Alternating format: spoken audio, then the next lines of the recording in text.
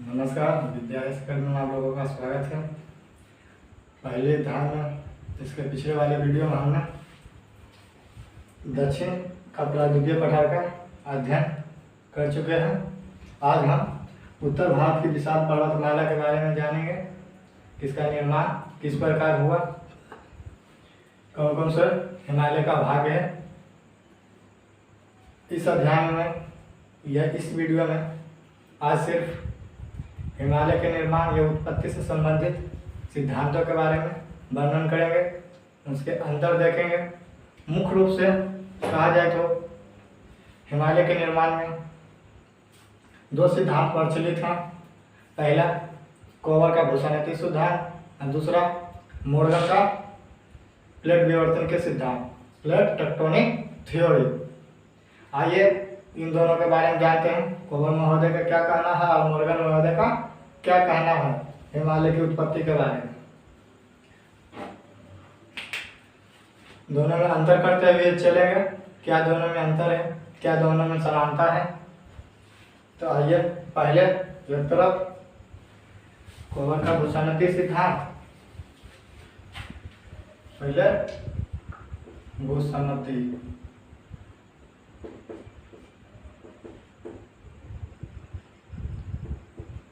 भूषणित सिद्धांत आज ये चैप्टर हो रहा है। एक साइड दे देते हैं प्लेट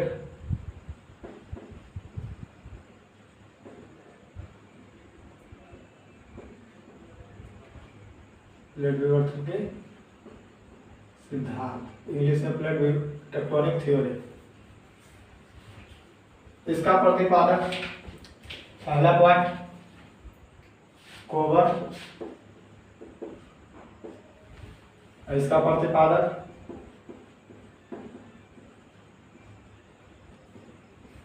मोर्गन। ऐसे तो बहुत सारा इनमें सहायता किए हैं, लेकिन प्रतिपादक पूछा जाए तो मोर्गन और आइजैक को भी शामिल कर लीजिएगा। आइजैक। अब सहायक इसमें कुछ और वैज्ञानिक भी शामिल थे। सहायक टूजो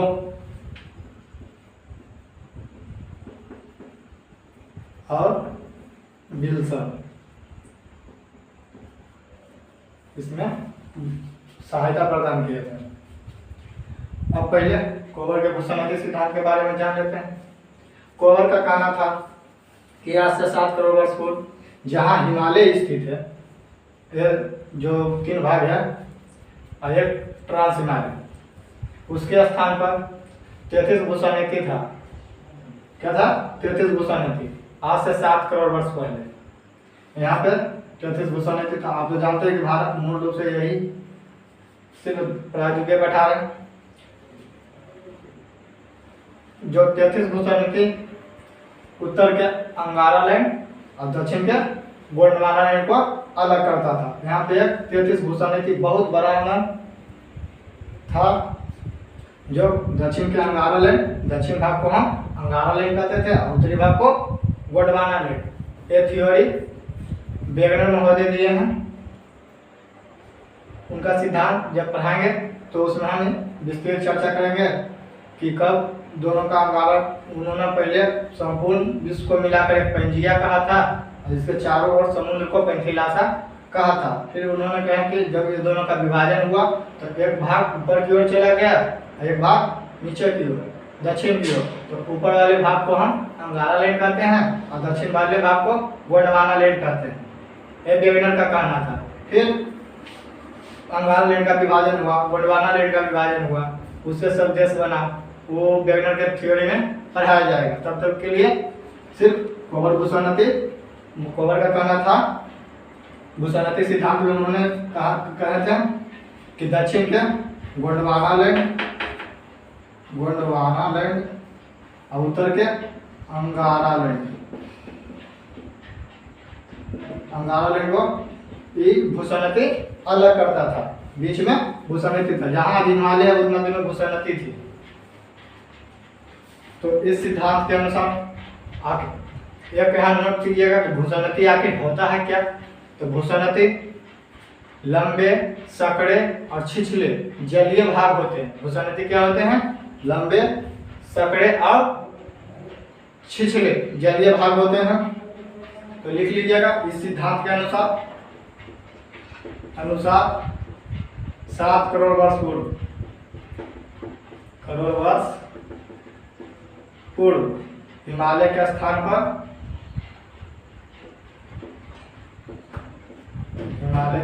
पर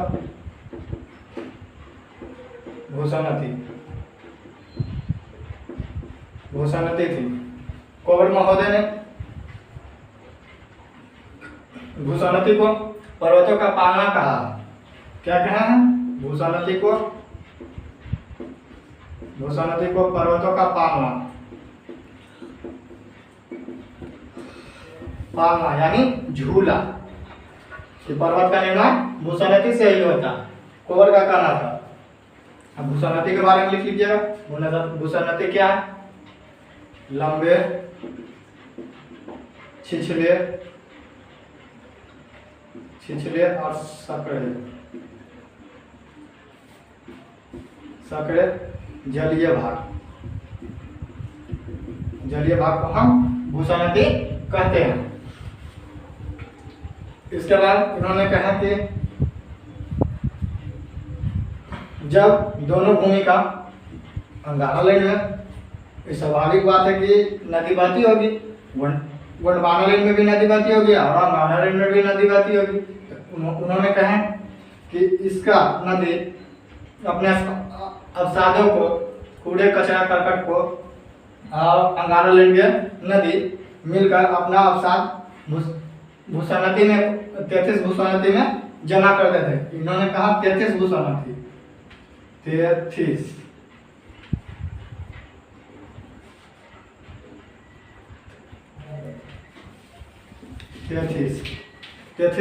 कहा। इन्होंने कहा कि इसमें हमेशा गिराया अवसादों को गोंडवाना लाइन और अंगारा लाइन के नदी इसमें गिराते गए। फिर क्या हो गया? गोंडवाना लाइन में अवतलन होता गया। माफ कीजिएगा, 33 सागर में अवतलन होता गया। 33 सागर पूरा नीचे की ओर धंसता गया, इसमें जमा होता गया अवसाद। ये फिर नीचे किया और ये नीचे की ओर सकड़ा होता चला गया। फिर क्या हो गया? दोनों भूमि में अग्रजनित दबाव पड़ा। संलग्न आगे की ओर इसमें भी दबाव पड़ा, इधर से भी अंगारा लाइन में दबाव पड़ा। दबाव पड़ने से 33 सागर में अग्रजनित दबाव पड़ा, जिस कारण हिमालय का उत्थान जारी हो गया, हिमालय का निर्माण हुआ। और फिर उन्होंने बताया कि जो भाग अप्रभावित रह गया वो तिब्बत का पठार कहलाया। आप जानते हैं कि हिमालय के पूर्व में तिब्बत का पठार। उन्होंने कहा कि दोनों के दबाव से हिमालय का निर्माण हुआ और हिमालय के निर्माण के जो भाग अप्रभावित रह गया या अल्प प्रभावित रह गया उसे हम तिब्बत का पठार कहें। यही था भूसनती कोवर का कहना भूसनती सिद्धांत में। अब आइए प्लेट विवर्तन के सिद्धांत में। इसका प्रतिपादक मॉडल आइजैक, सहायक, क्रूजो और विल्सन। इन्होंने भी कहा सर्वप्रथम प्लेट विवर्तन के सिद्धांत से तीनों चीज की व्याख्या हो जाती है: भूकंप, ज्वालामुखी और पर्वत निर्माण। इस सिद्धांत से ज्वालामुखी, भूकंप तथा पर्वत निर्माणकारी व्याख्या, निर्माण की व्याख्या स्पष्ट हो जाती है इस सिद्धांत को सर्वाधिक मान्यता मिली हुई है। प्लेट विवर्तन के सिद्धांत को अनेक वैज्ञानिकों ने मान्यता दिया, सर्वाधिक मान्यता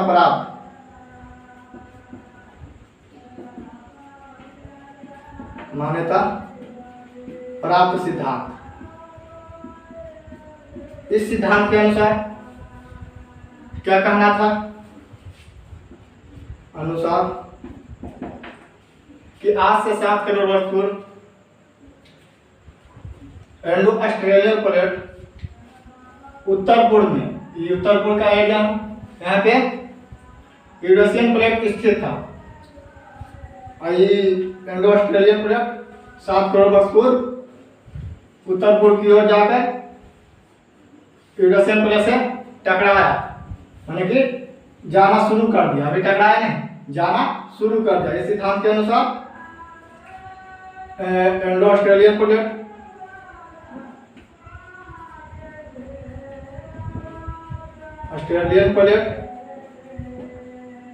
उत्तर पूर्व में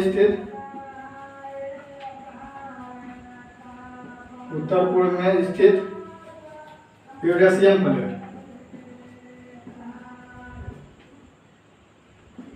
अरे भाई यूरेशियन प्लेट ने वाला ये पूरा क्या है, यूरोप है, रूस है, यहाँ पे छोटा सा लैंड लॉक देश मंगोलिया है, चीन है, ये क्या एशिया का तो ये क्या है, रूस यूरोप का तो पहले भाग कहलाता था। इसी कारण हम इसको क्या कहते हैं, यूरेशियन प्लेट, जो उत्तर पूर्व में था। ये इंडो ऑस्ट्रेलियन प्लेट दक्षिण की ओर था। आज से 7 करोड़ वर्ष पूर्व, 7 करोड़, यहाँ छोड़ दीजिए, यहाँ लिखिएगा यूरेशियन प्लेट की और 7 करोड़ वर्ष पूर्व,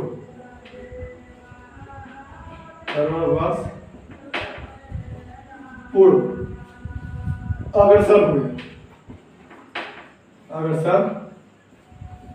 अग्रसर हुए। इसके पश्चात क्या हो गया, 2 से 3 करोड़ वर्ष पूर्व ये दोनों प्लेट अत्यधिक निकट आ गए। 2 से 3 करोड़ वर्ष पूर्व ये दोनों प्लेट अत्यधिक निकट आ गया, निकट आ गए।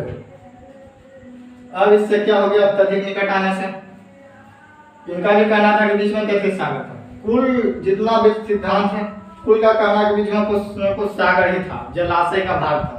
तो ये भी कहें कि 33 सागर में बलन पड़ना शुरू हो गया।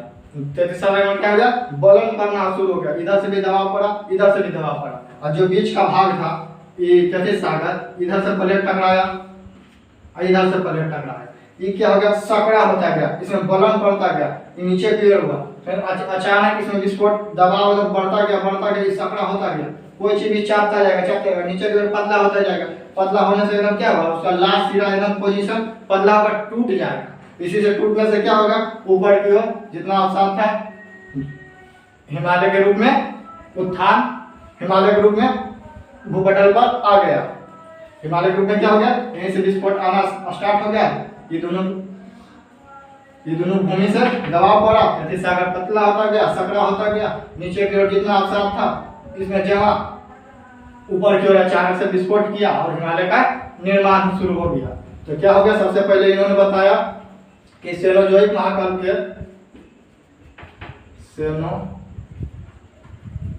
सेनोजोइक महा, शायद आप लोग को नहीं दिख रहा होगा, यहाँ पे हम इसको डिलीट कर देते हैं।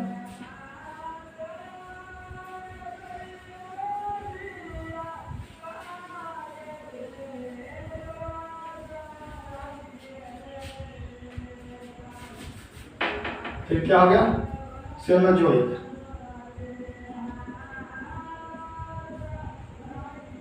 महाकल्प, सेनोजोइक महाकल्प के इओसीन और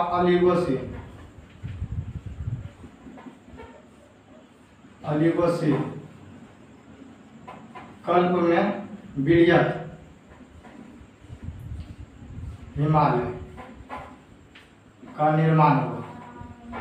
विरयत हिमालय का निर्माण कब हुआ, सेनोजोइक महाकल्प के इओसीन और ओलिगोसीन कल्प में। अब पूछा जा सकता है कि विरयत हिमालय का निर्माण विवर्तन के सिद्धांत के अनुसार किस युग में हुआ, तो इओसीन और ओलिगोसीन कल्प में हुआ।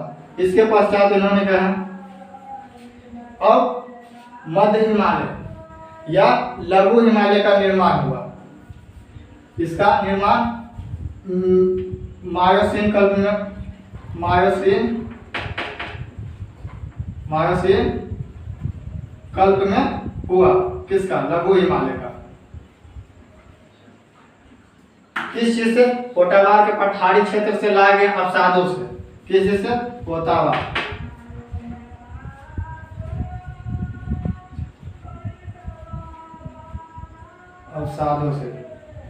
अवसादों के बलन से इसका निर्माण हुआ, लघु हिमालय का। अब कहते हैं कि शिवालिक का निर्माण हुआ। इसके पश्चात शिवालिक का निर्माण हुआ। तो शिवालिक का निर्माण कब हुआ? शिवालिक का निर्माण आपका प्लायोसीन कल्प में हुआ। प्लायोसीन कल्प में किसका निर्माण हुआ? शिवालिक का निर्माण हुआ। किस प्रकार हुआ? ये दोनों वृहत हिमालय और लघु हिमालय द्वारा लाए गए अवसादों के बलों से इसका निर्माण हुआ। वृहत तथा लघु हिमालय द्वारा लाए गए अवसादों से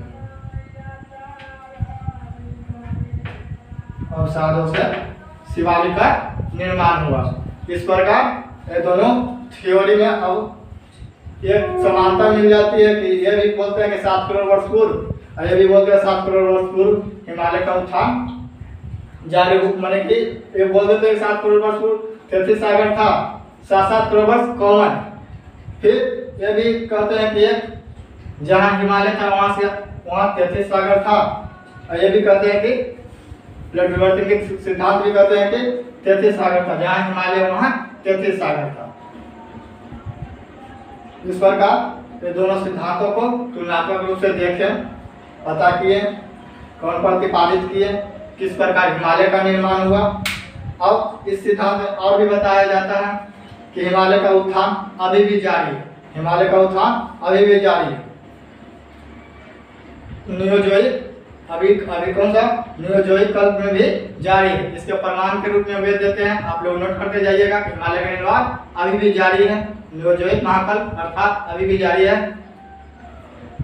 इसके प्रमाण के रूप में वेद देते हैं कि हिमनदों का निरंतर बदलते मार्ग, 2 नंबर में उस क्षेत्र में आए भूकंप, 3 नंबर में पीर पंजा श्रेणी पर स्थित निक्षेप करेबा झील।